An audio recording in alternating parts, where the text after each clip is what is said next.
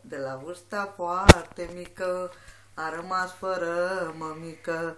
Încă de la 12 ani am intrat printre orfani, singur printre străini. Când crește floarea în creștin, floarea în crește-n poeniță, dar eu cresc fără măicuță.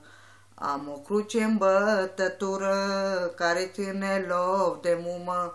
Crucea ei mumă de lemn și nu știai nici că e. Când îmi vine de ori deodată, ești la poartă și stau la poartă. Stau și mă gândesc mereu să treacă de dorul tău. De ți-ar da o lege nouă să-ți dea pământul dor.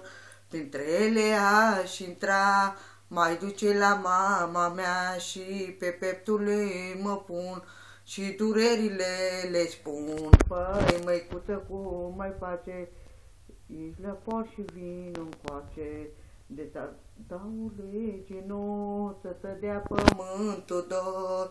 Printre ele aș intra, mai duce la mama mea și nu